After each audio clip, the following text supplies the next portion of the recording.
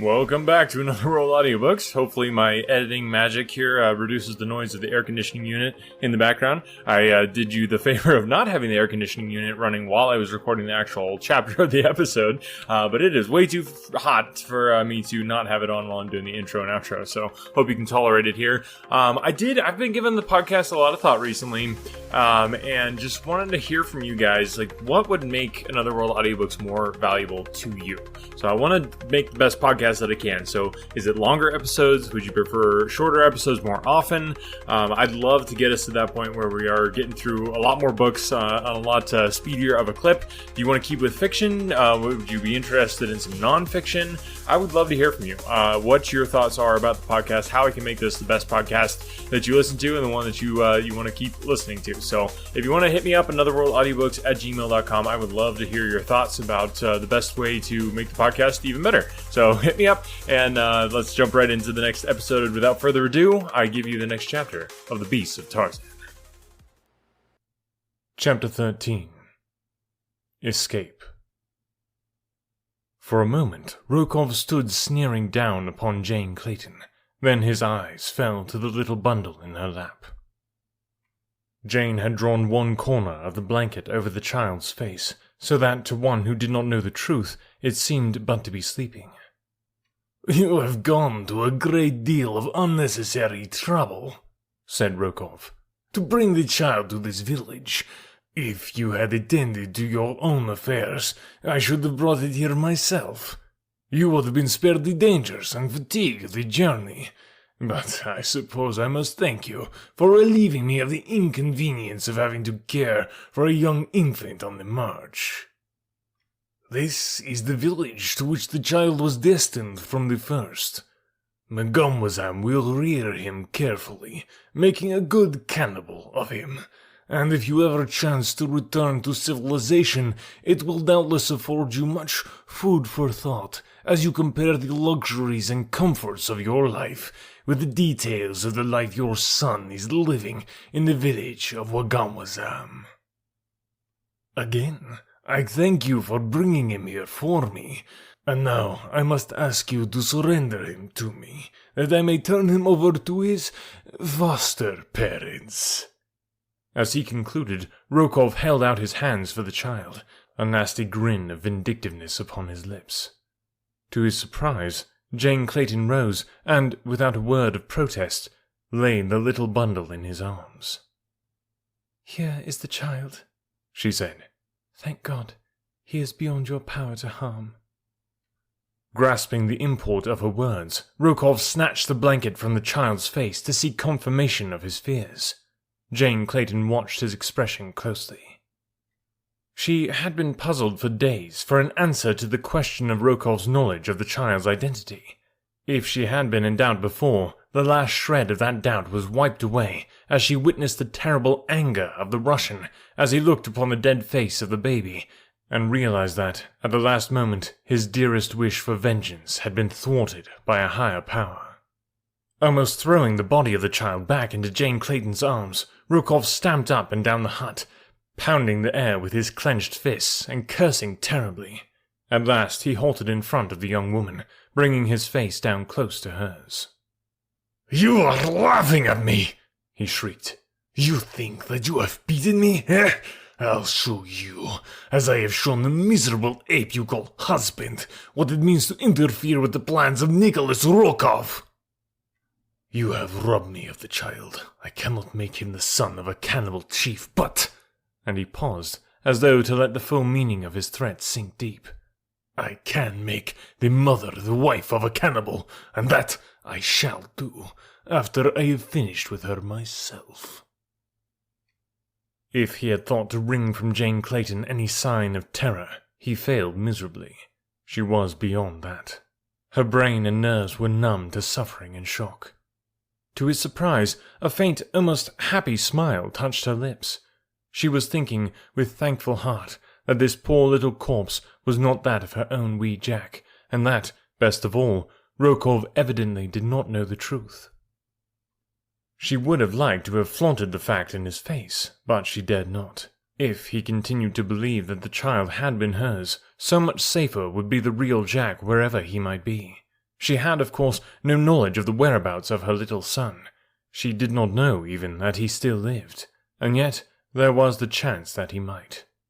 It was more than possible that, without Rokov's knowledge, this child had been substituted for hers by one of the Russians' confederates, and that even now her son might be safe with friends in London, where there were many, both able and willing, to have paid any ransom which the traitorous conspirator might have asked for the safe release of Lord Greystoke's son. She had thought it all out 100 times since she had discovered that the baby which Anderson had placed in her arms that night upon the Kincaid was not her own, and it had been a constant and gnawing source of happiness to her to dream the whole fantasy through in its every detail. No, the Russian must never know that this was not her baby. She realized that her position was hopeless. With Anderson and her husband dead, there was no one in all the world with a desire to succor her who knew where she might be found. Rokov's threat, she realized, was no idle one. That he would do, or attempt to do, all that he had promised, she was perfectly sure. But at the worst, it meant but a little earlier release from the hideous anguish that she had been enduring. She must find some way to take her own life before the Russian could harm her further. Just now she wanted time to think and prepare herself for the end. She felt that she could not take the last, awful step until she had exhausted every possibility of escape. She did not care to live unless she might find her way back to her own child.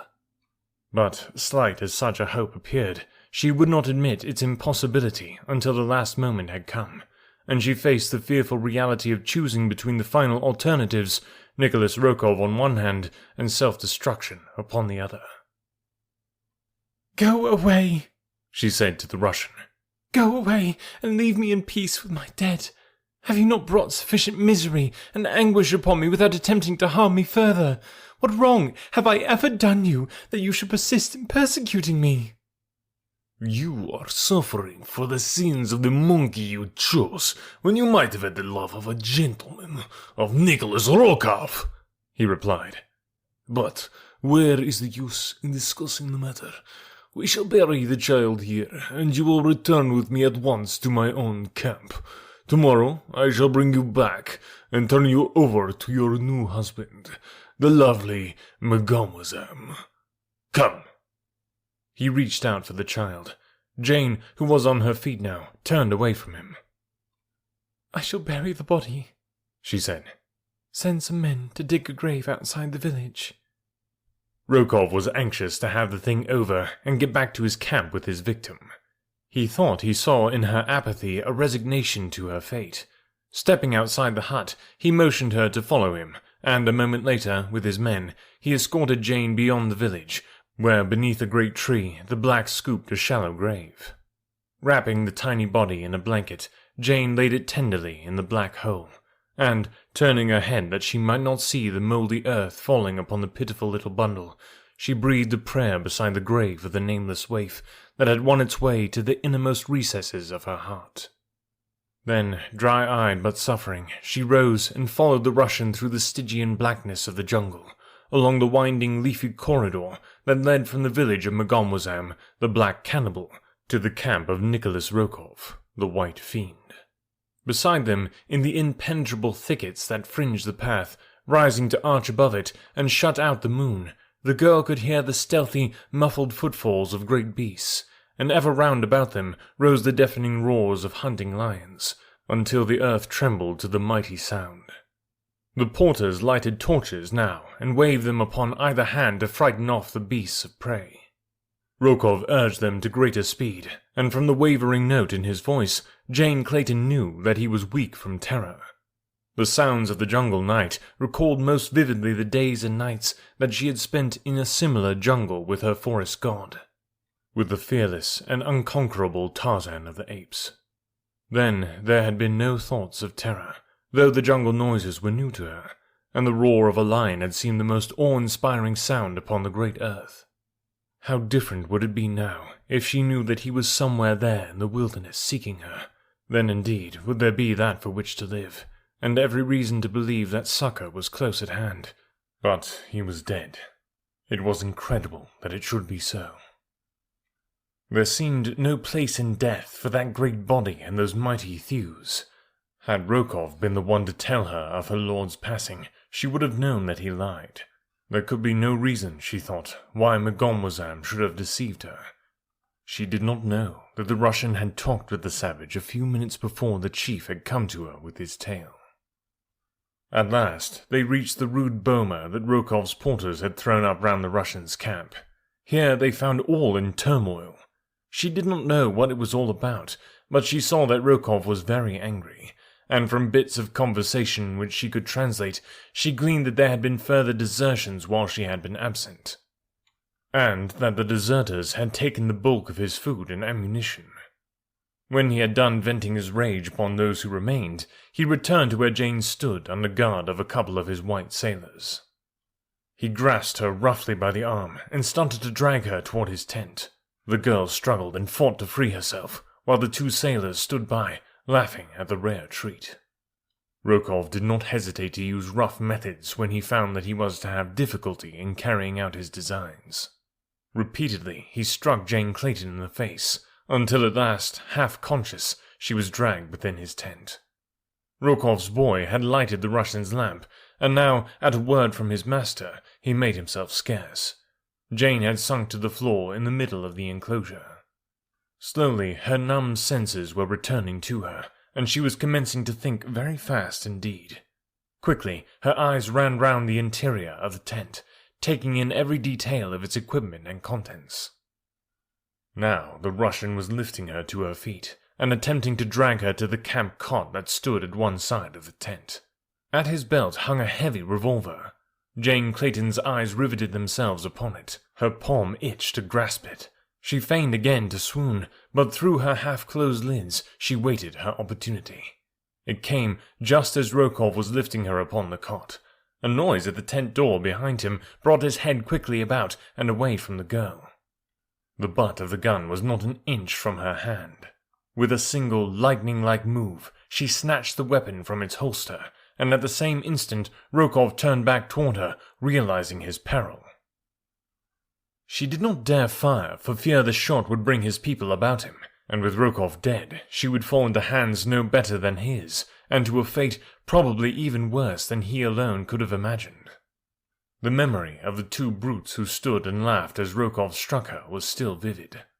As the rage and fear-filled countenance of the Slav turned toward her, Jane Clayton raised the heavy revolver high above the pasty face, and with all her strength dealt the man a terrific blow between the eyes. Without a sound, he sank, limp and unconscious, to the ground. A moment later, the girl stood beside him, for a moment at least, freed from the menace of his lust. Outside the tent, she again heard the noise that had distracted Rokov's attention. What it was, she did not know, but, fearing the return of the servant and the discovery of her deed, she stepped quickly to the camp table, upon which burned the oil lamp, and extinguished the smudgy, evil-smelling flame. In the total darkness of the interior, she paused for a moment to collect her wits, and plan for the next step in her venture for freedom. About her was a camp of enemies. Beyond those foes, a black wilderness of savage jungle, peopled by hideous beasts of prey, and still more hideous human beasts. There was little or no chance that she could survive even a few days of the constant dangers that would confront her there, but the knowledge that she had already passed through so many perils unscathed, and that somewhere out in the faraway world a little child was doubtless at that very moment crying for her, filled her with determination to make the effort to accomplish the seemingly impossible, and cross that awful land of horror in search of the sea and the remote chance of succor she might find there. Rokov's tent stood almost exactly in the center of the boma. Surrounding it were the tents and shelters of his white companions and the natives of his safari. To pass through these and find egress through the boma seemed a task too fraught with insurmountable obstacles to warrant even the slightest consideration, and yet there was no other way.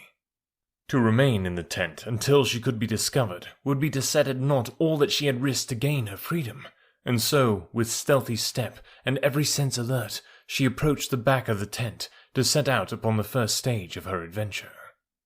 Groping along the rear of the canvas wall, she found that there was no opening there.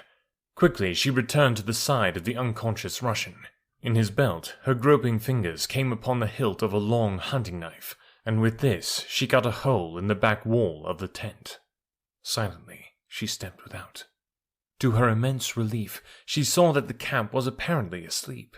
In the dim and flickering light of the dying fires, she saw but a single sentry, and he was dozing upon his haunches at the opposite side of the enclosure. Keeping the tent between him and herself, she crossed between the small shelters of the native porters to the Burma wall beyond. Outside, in the darkness of the tangled jungle, she could hear the roaring of lions, the laughing of hyenas, and the countless, nameless voices of the midnight jungle. For a moment, she hesitated, trembling. The thought of the prowling beasts out there in the darkness was appalling. Then, with a sudden brave toss of her head, she attacked the thorny Burma wall with her delicate hands. Torn and bleeding though they were, she worked on breathlessly until she had made an opening through which she could worm her body, and at last she stood outside the enclosure. Behind her lay a fate worse than death, at the hands of human beings. Before her lay an almost certain fate, but it was only death, sudden, merciful, and honorable death. Without a tremor and without regret, she darted away from the camp, and a moment later the mysterious jungle had closed about her.